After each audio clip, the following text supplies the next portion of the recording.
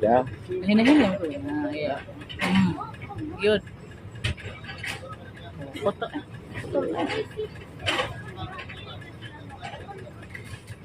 Oh. Ito.